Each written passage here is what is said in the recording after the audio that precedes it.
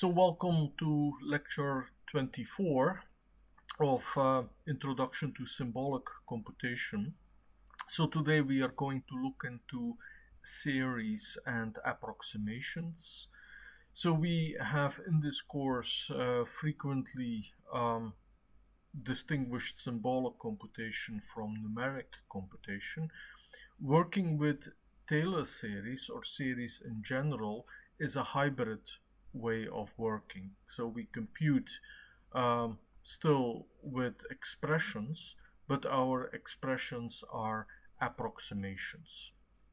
So we start out by looking at Taylor series, and then I give two examples on how to approximate functions via a power series, a truncated power series, and then the power series form the input for a rational approximation, so the so-called Padé approximations. Okay, so what are Taylor series? So if we are looking at a function and we're looking at a function at a point, and the derivatives for the function at that point exist, then the Taylor series expansion is written here. So it's the sum of the derivatives multiplied with the powers of x minus a, and then there is the factorial of the degree that is divided. Okay, so in general, we can write this purely formally. The dot dot dot is here replaced with the big O.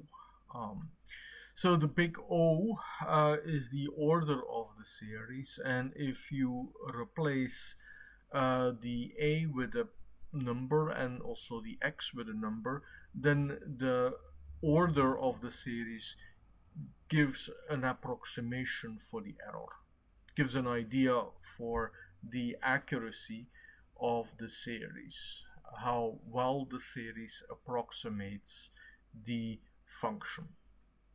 So in general, one can see that if the distance between x and a is larger than 1, then one may actually not often hope to get an accurate approximation, as these powers of x minus a, they keep increasing.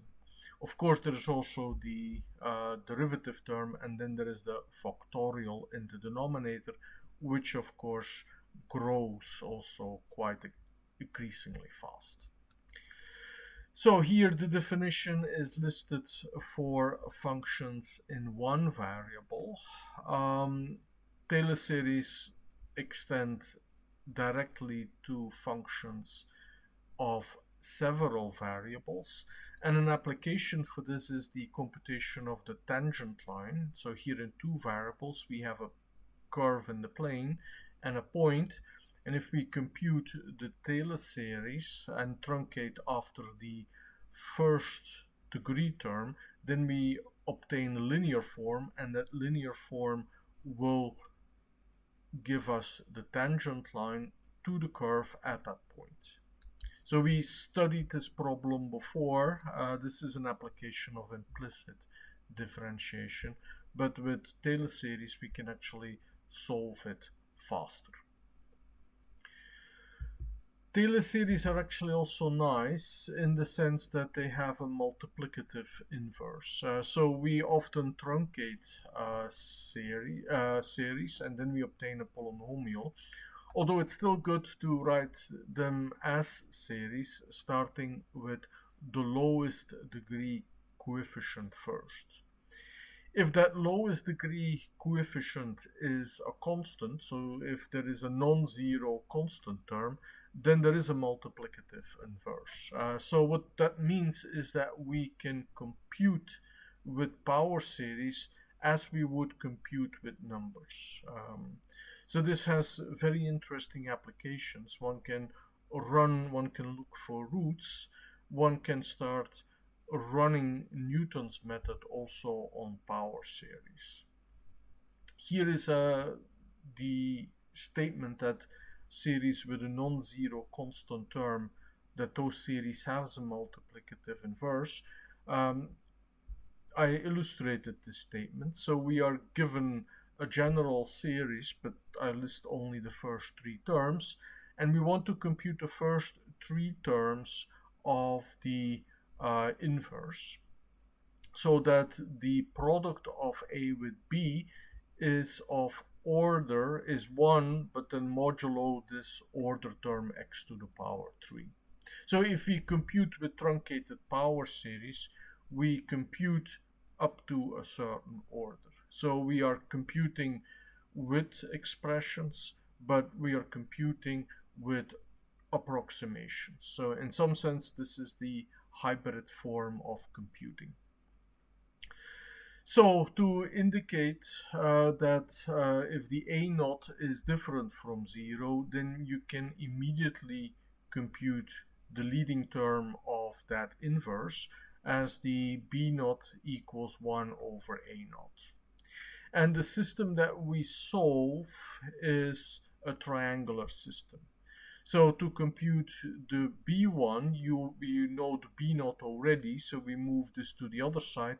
And again, we divide by the A naught, which is not 0. So that division is well defined. So the statement that every non-zero constant term series, that those series have a multiplicative inverse, is actually also an algorithm. So once you know this, you can quite straightforwardly compute all the coefficients of the multiplicative inverse via solving a triangular linear system. Okay, so I will finish off with two pictures. So with power series, we compute with approximations of functions. Now the trouble is that those series are actually not that accurate. If you were to approximate a sine function via a truncated power series, then you would see that around x equals 0 everything is fine, but farther away there is a huge discrepancy, so there is quite a wide divergence. To remedy this, so we can work with rational approximations, so-called Padé approximations. Here you see a rational approximation. So the rational approximation is plotted in red, but you can see that except towards the very end of the interval, there is almost no difference. So with Padé approximations, one greatly extends the local convergence of power series, and one can even achieve global uniform convergence over an interval. Now, Padé approximations are computed from the power series approximations. That's why they are so directly connected. If you can compute a power series, then you can also, with solving of a small linear system, you can also compute a Padé approximation. So I will, in the second part of this lecture, demonstrate how this can be done in SageMath. Okay, I will swap out now the slides for a Jupyter notebook with a SageMath kernel. So I have prepared a lecture already, but I think it's for pedagogical purposes very interesting to see how I build and how I often also struggle with having Sage to do what I want to do. So this is the lecture 24, the notebook that I'm using in the recording. So in learning symbolic computation, the most important resource in this course will be the Jupyter notebooks that you make on your own. So I hope that these recordings kind of illustrate how to make the notebooks. So in this lecture of symbolic computation, we consider approximations of functions via series. And in particular, we consider Taylor series. So there are other types of series, but in this course, we start from irregular points. So from points where all the derivatives are defined. Okay, so we can formally ask Sage to compute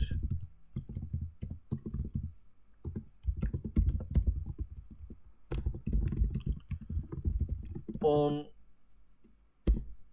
f of x, where f is declared as a function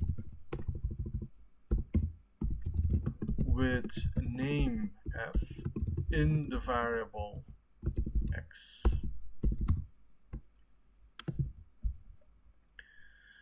So we did this when we did implicit differentiation. So this construction is also useful here. So x is already predefined. So what I'm defining here is a function f. So you see this is f of x. And now I can formally ask for all the derivatives. So the method that we are using is Taylor. I have to indicate what is the variable, and perhaps I'm going a little bit too fast, so I had actually intended to insert a cell.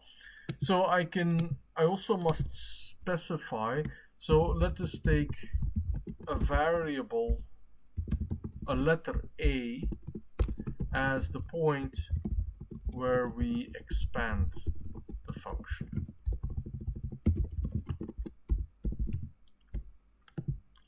So in the Taylor series, I have to give several arguments. I was a little bit too early.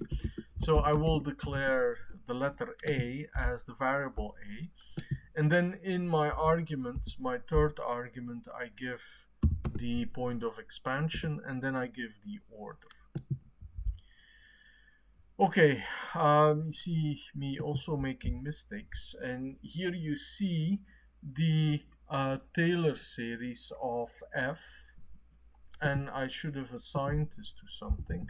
So the Taylor series of f, let me assign this to TSF.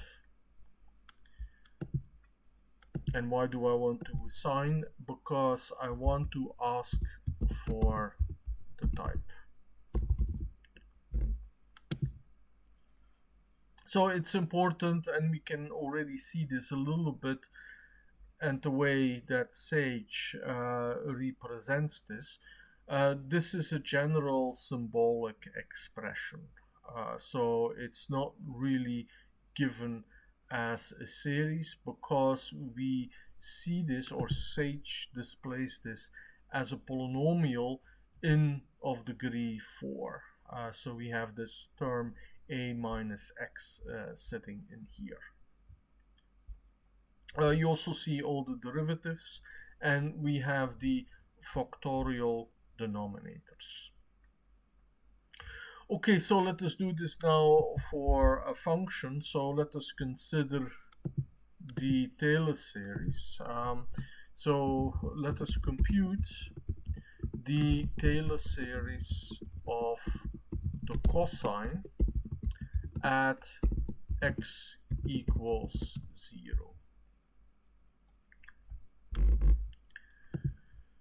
So the Taylor series of the cosine, so the cosine is already a built-in function. So I'm going to compute the Taylor series, and this question was not complete, but by default, perhaps I will not provide any order now. So I will just ask for the Taylor expansion of the cosine at 0. And yeah, this was indeed bad. I should actually have asked for an order. So I thought that that order was by default 6, but Sage has come perhaps lazier. So here you see the Taylor expansion up to order 6. Again, it is written as an expression. I can convert to a power series, so I can see this as an element in a power series ring. How do I do this?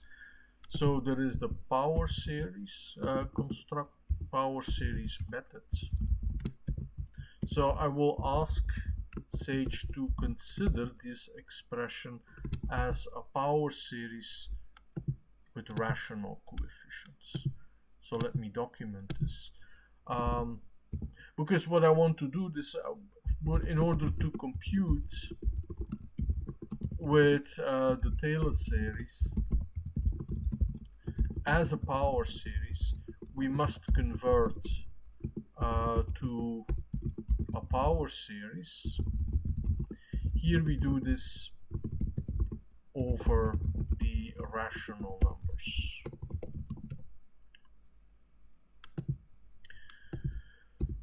So if I do this conversion, then you see how the type has changed, because the way the display is more naturally as we would write it as a power series. So indeed we see that there is the power series polynomial ring, and we see this error term. So what can we do with this? We can now compute the inverse, because the constant term is 1. So we can compute the inverse of pcos as the constant term is non-zero. Then we can divide by it. We already know that the inverse will also start with the leading coefficient 1. So how do we do this? There is the method inverse that is defined for the power series types. And indeed, as I predicted, the power series starts with 1. We remember the algorithm from the slides. It is also of the same order of the original series. So what does this mean? This means that the product of the power series for the cosine with the inverse is 1 modulo x to the power 7. So when we compute with these power series, it's a little bit similar to computing modulo some integer. There is some kind of a remainder that when we work and think of these power series of that accuracy, we consider everything of higher order to be 0. And of course it's also commutative, so I can turn the order around. Okay, so that is a first excursion into the working with Taylor series. Note that there is a distinction between the output of Taylor, which is an expression, so written with the highest degree terms first, so just a normal symbolic expression.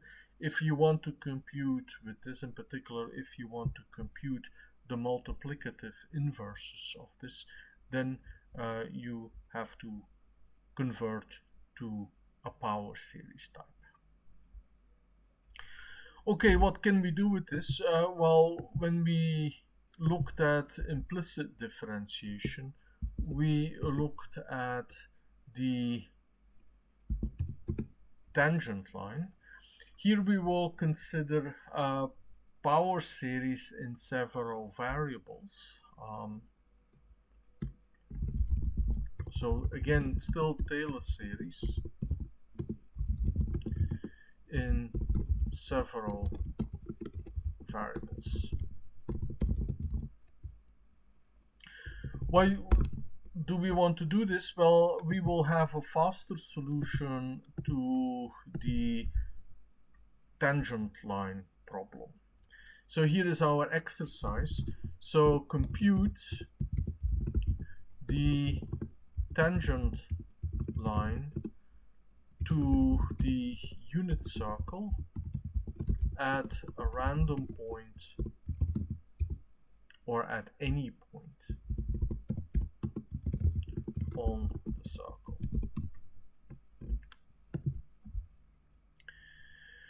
Okay, so we have the circle equation. Perhaps let me now explicitly define the variables. So x and y. So we have the circle, the unit circle, that has as equation x squared plus y squared minus 1.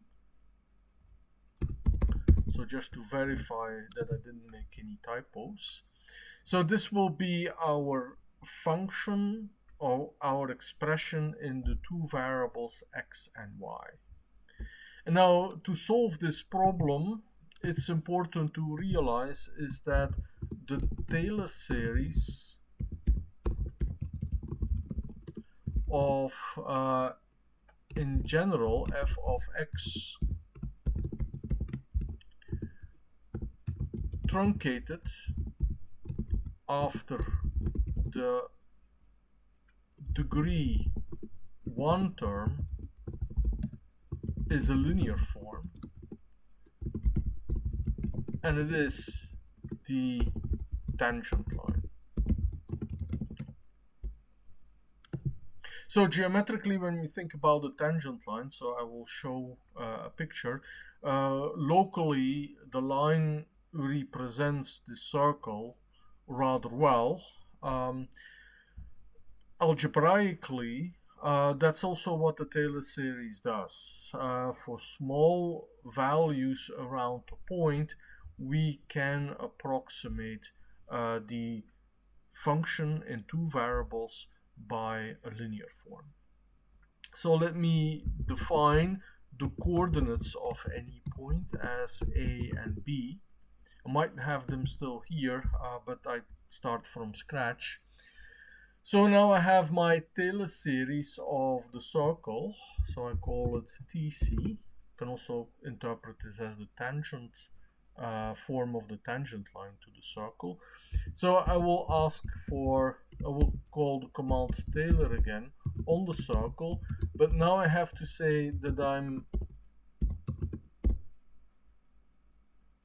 developing at x and y, where x is developed around a and y around b, and I have to provide the degree.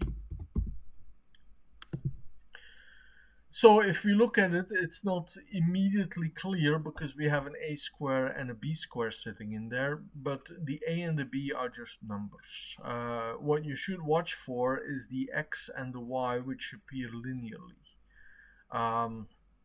So we have a linear form. So the output, TC, is a linear form which approximates the circle locally around the point with coordinates, the symbolic coordinates a and b. Okay, so now you have to believe me that this is the case. So let me make a plot to verify this. So to verify this statement geometrically, we will make a plot.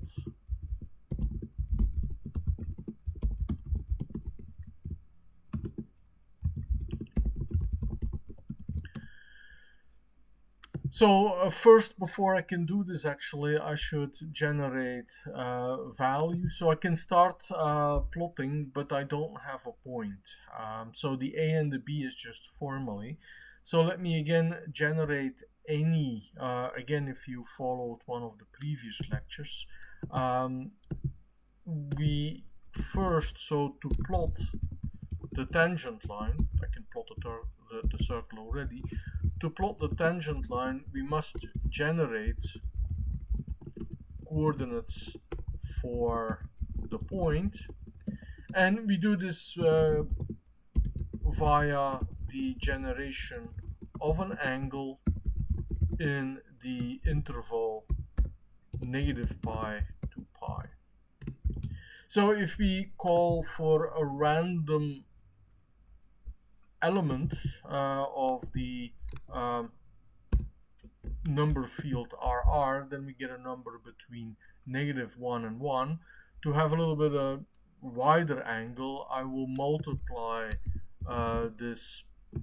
So if I do RR random element, then I get something in the interval -1, 1. I will multiply this with pi, but I will multiply this with an approximation for pi. So here you see the angle, which is a real number of 53 bits. So that's my angle.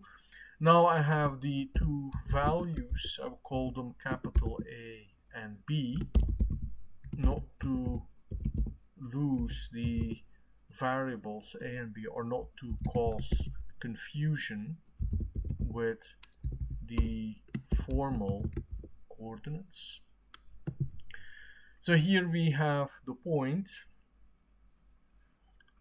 So let us now make the plot. So I have the plot of the circle, for which I use implicit plot.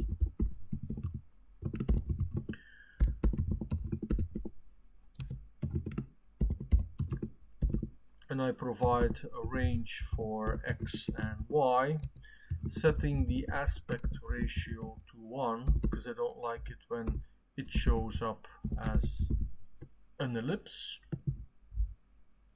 So here we have our unit circle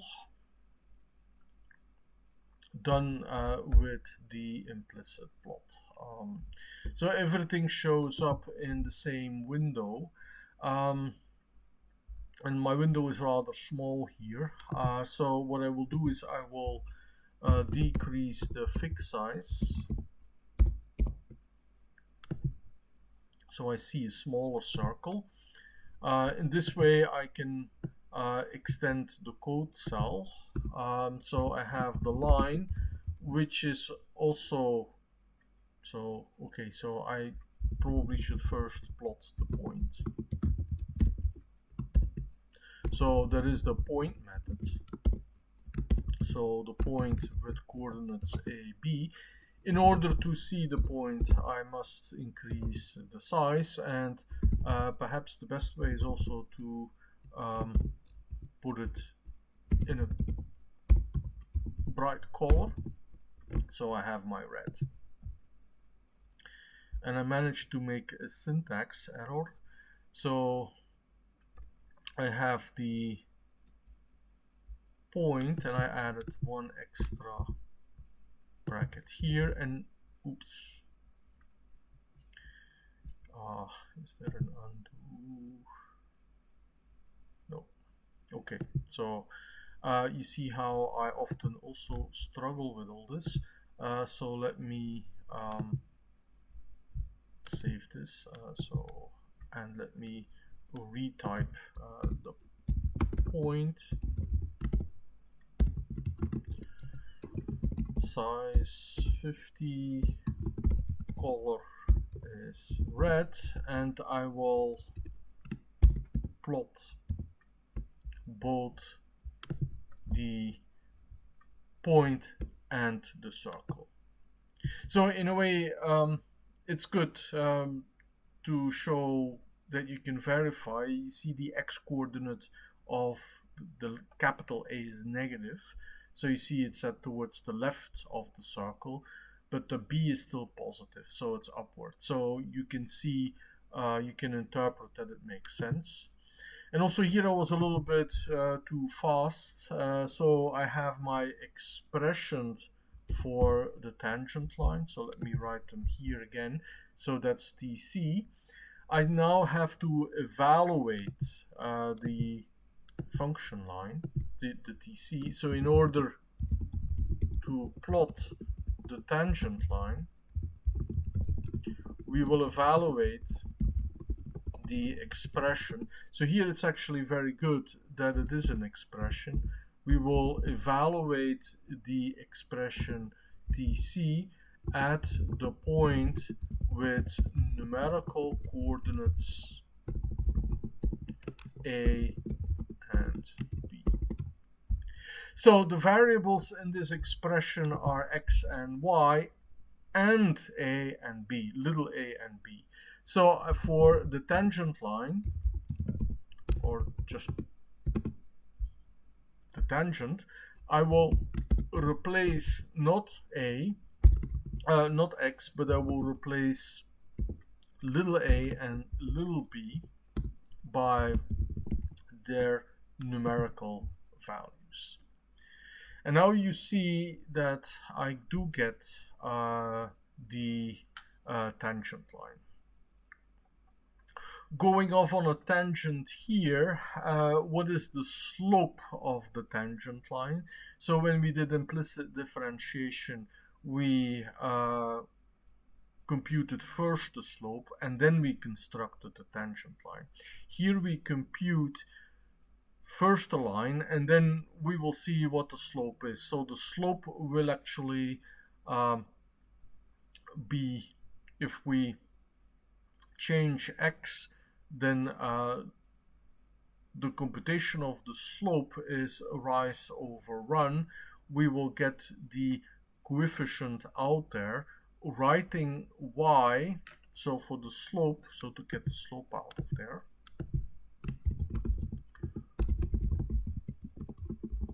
we have to bring the equation. So now we have the equation. Let me write this in a general form. Cx times x plus cy times y plus a constant equals 0. We have to write this into the form where you have y equals m times x plus b, where m is the slope.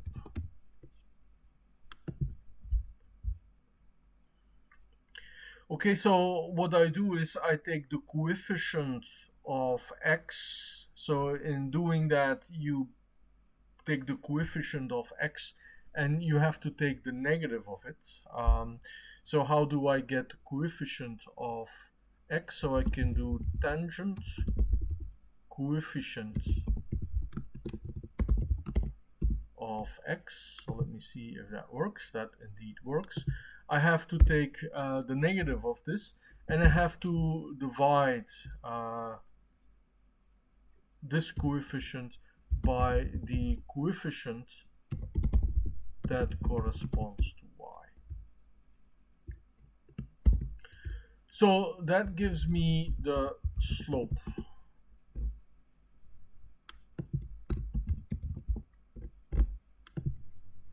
So the slope is positive.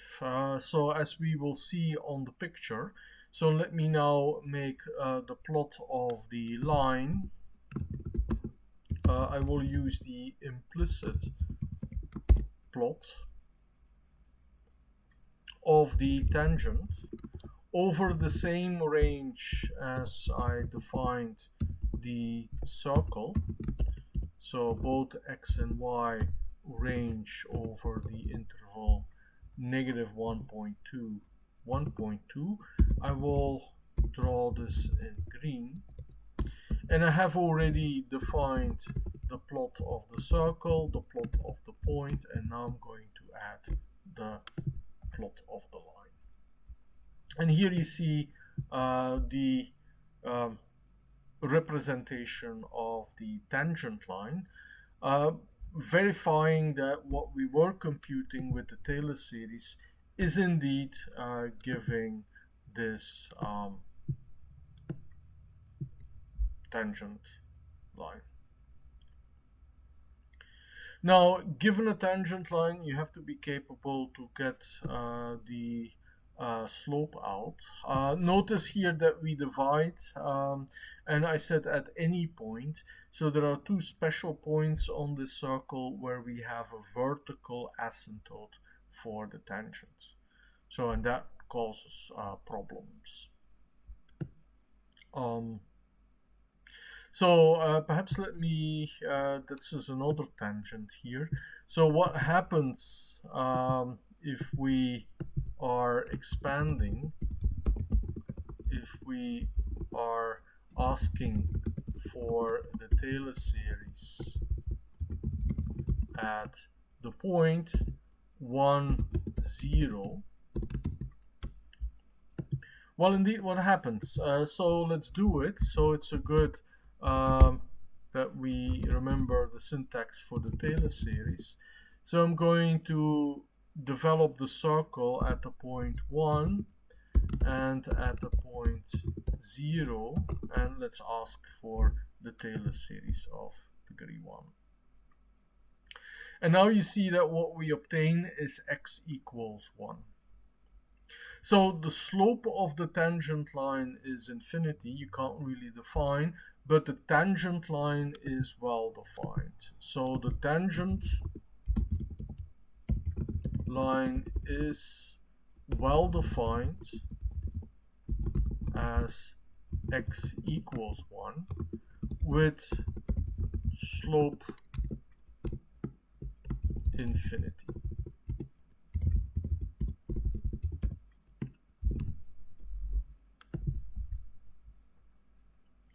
Okay, enough about this tangent problem. Let me go to the approximations.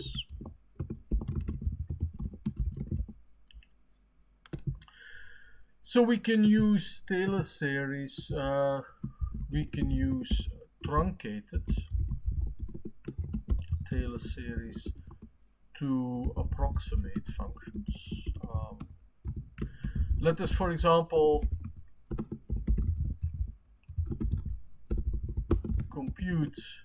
use a truncated series, a polynomial of degree 4 to approximate the sine of x. About x equals 0. So now I have all my information in there. So the function is the sine function. So I can immediately start typing. The sine function I'm going to expand with the variable x and around about 0. And I'm going to use Taylor series of order 4. And actually, yeah, there is no 4, so perhaps I may as well use 5. So 5 is actually a better number, because the series is odd for the sine function. Okay, how good is this? So I have my plot of the sine function. So I'm going to combine the plot of the sine for x going from 0 to 2 times pi. And let's color this in blue. And I have the plot of the series, which is the ts of x. And I take the color to be red. And I want to see both plots in the same figure window, so I add them up. And you see it's actually not going that well, so let me reduce the size a little bit to 3 so that everything shows up nicely. So here you see that it doesn't show up nicely yet. Yeah, I mean, perhaps it's also the case now that my figure size has been too small, and also the degree is probably not yet high enough. So I only see the red. So let me change the statement of the problem once more. So I'm going to take degree 7 in the hope that it improves. So here I will write 7.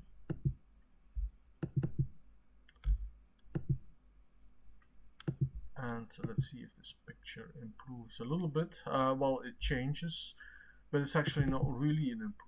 So one last time. So let's go to degree 9.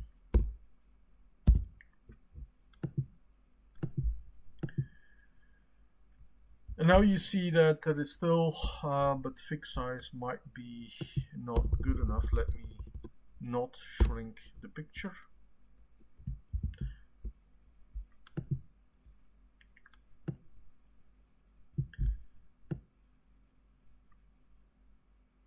And yes, my show function is wrong. Here we are. So I can now again use the shortened size. Okay, so that's the main point that I want to make. We can use series, Taylor series, to approximate nonlinear functions, but you actually do not want to compute a sine function like this. So you may have ever wondered how do calculators compute sine functions? Well, they are not using power series. So what is most likely going to be used are Padé approximates. So we can use a power series to compute a Padé approximate. So for that we need to work over, so to compute a rational approximation for the sine function, we must define a power series ring and view the sine function in that power series ring. So how do we declare a power series ring? Well, it is very similar to the definition of a polynomial ring. So we have a power series ring. I'm actually blanking out a little bit, so I may have to backtrack. No, it's okay. So the notation is in that sense fairly intuitive. Now, any expression typed in with the variable 0, with the variable z, will be interpreted, will be in this ring, power series ring, capital P. So the point is that I can make a Padé approximation. So let me do this real quick. So I can make a Padé approximate of degree 7, 7. 7 for the numerator, 7 for the denominator. So the two arguments 7 and 7 of Padé. So Padé is the name of the type of approximation. So is the name of the type of rational approximation. We ask for degree 7 of numerator and denominator.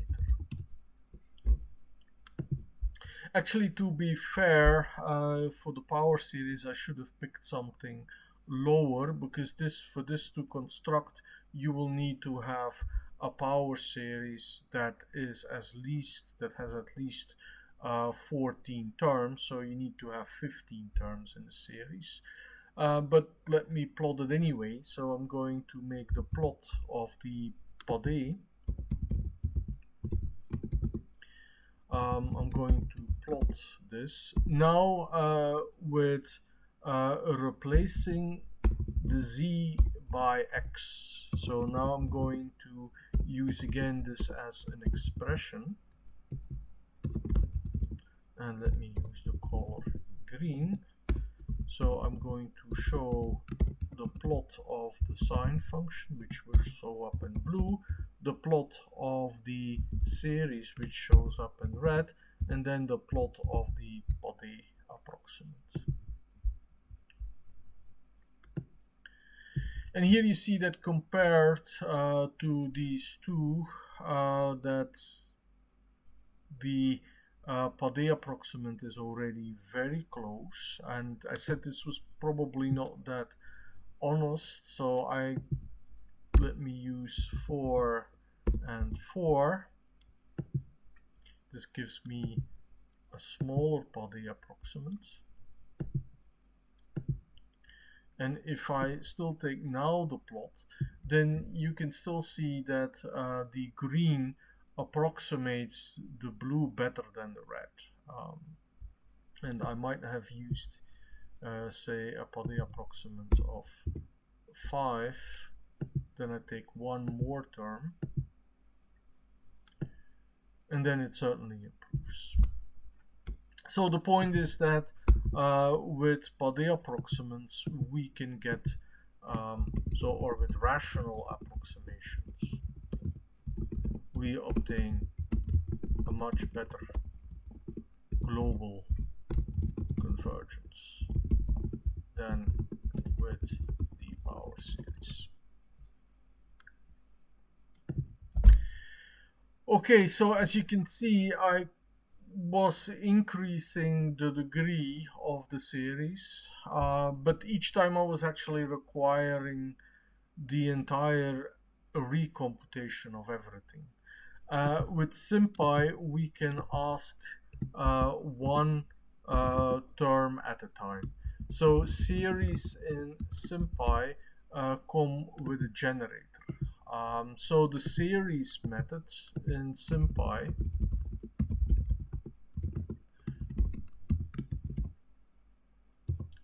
comes with a generator. So you can specify the series method. So I'm going to import SymPy as SP. So I'm going to compute a generator, SP series of the sine function. I'm going to do this for around 0, and now the order is none.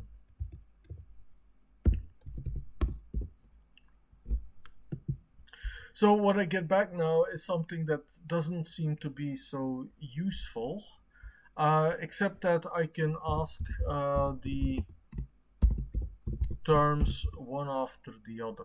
So here you have now the first term, which is x, the second term, which will be of degree 3, and then the next term, and so on. So I can also do this in the list comprehension if I want the next two terms, and then I can simply sum them up. So this is a very interesting construction, as the Taylor series are computed now on demand. So with the next method, or with it's not a method, so in the previous versions of Python it was a method. With the next function on a generator, we can compute the terms as needed, which is very useful sometimes. Okay, I'm running close to the 50 minutes. Power series are a very important form of hybrid computations. We can simplify um, complicated expressions. We can simplify them to polynomials, or we can simplify them to rational expressions. So that makes also the connection with the second chapter in this course, where we considered polynomials and rational expressions. So we can turn any complicated function, we can approximate any complicated expression into a polynomial or into a rational expression. Okay, so I thank you for watching. I hope this was interesting, and I stop this recording now.